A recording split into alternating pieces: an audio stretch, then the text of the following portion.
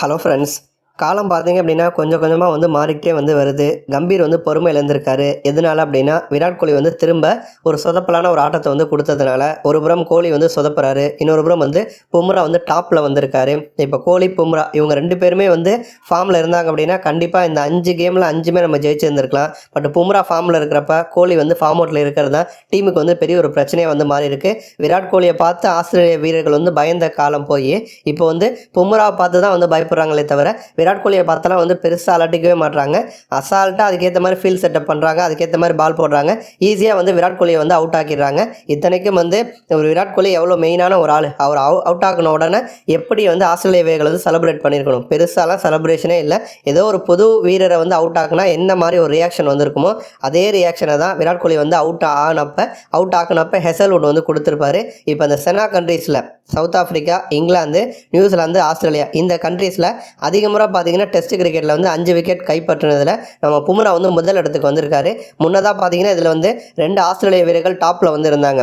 அதில் ஸ்டார்க் 7 முறை கைப்பற்றியிருக்காரு, ஹெசல்வுட் 7 முறை கைப்பற்றியிருக்காரு, ரபாடா 6 முறை கைப்பற்றியிருந்தார். இவங்க 3 பேர் இருந்தாங்க. இப்போ பும்ரா 8 முறை கைப்பற்றி டாப்புக்கு போயிருக்காரு. அந்த வகையில் பும்ரா தொடர்ந்து பார்த்தீங்க அப்படின்னா சிறப்பான ஒரு பங்களிப்பை கொடுத்துட்ருக்காரு. இன்னொரு புறம் விராட் கோலி ஹெசல்வுட்டுக்கு திரும்ப இரையாகிறாரு அப்படின்னு தான் சொல்லணும். ஏன்னா டெஸ்ட் கிரிக்கெட்டில் கிடையாது, ஒட்டுமொத்தமாக கிரிக்கெட்லேயே விராட் கோலியை அதிக முறை அவுட் ஆக்குனது, டிஸ்மிஸ் பண்ணது யார் அப்படின்னா இப்போ ஹெசல்வுட்டும் முதல் இடத்துக்கு வந்திருக்காரு. இதே முதல் இடத்துல டிம் சவுத்தியும் நமக்கு இருக்காரு. 10 முறை பார்த்தீங்கன்னா ஜேம்ஸ் ஆண்டர்சன் அவுட் ஆக்கியிருக்காரு, 10 முறை மொயின் அலி அவுட் ஆக்கியிருக்காரு. ஹெசல்வுட்டும் டிம் சவுத்தியும் 11 முறை விராட் கோலியை ஆட்டம் இழக்க வச்சிருக்காங்க. அந்த வகையில் விராட் கோலி தொடர்ந்து சொதப்புறது கூட ஏற்றுக்கலாம். ஆனால் அந்த ஆஃப் சைடில் அவுட் சைடில் பால் போகும். அந்த பாலை தேவையில்லாமல் அடிக்க முயற்சி பண்ணுவார். அந்த பாலை விட்டுட்டு போயிடலாம். பால் நல்லா சீசன் ஆனதுக்கு பிறகு இவர் கவர் டிரைவ் ஆடலாம். ஆனால் பால் நல்லா ஸ்விங் இருக்கிறப்பவே அந்த அவுட் சைடில் போகிற பாலை போயிட்டு அடிக்கிறேன்னு ட்ரை பண்ணி தான் பார்த்தீங்கன்னா விராட் கோலி அவுட் ஆயிருக்காரு. இது ஒரு முதன் முறை நடந்துச்சு அப்படின்னா யாரும் பெருசாக கண்டுக்க மாட்டாங்க. பட் விராட் கோலி பார்த்தீங்கன்னா தொடர்ந்து 4 முறை, அதாவது ஒரே பந்தில் தான் 4 வாட்டி அவுட் ஆகியிருக்காரு அப்படின்னு சொல்லணும். ஏன்னா தொடர்ந்து படு சொதப்பல். பெர்த் கிரவுண்ட்லேயும் பார்த்தீங்க அப்படின்னா இந்த மாதிரி தான் அவுட் ஆனார்.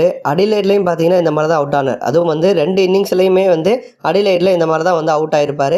அடுத்து பார்த்தீங்கன்னா இப்போ பிரிஸ்பன்லேயும் இந்த மாதிரி தான் அவுட் ஆகிருக்காரு. அப்போ விராட் கோலி ஆட வராரு அப்படின்னாலே ஆஸ்திரேலிய வீரர்கள் உஷார் ஆகிடுறாங்க. எப்படியும் நம்ம ஆஃப் சைடில் போட்டோம் அப்படின்னா விராட் கோலி அடிக்க முயற்சி பண்ணுவார்.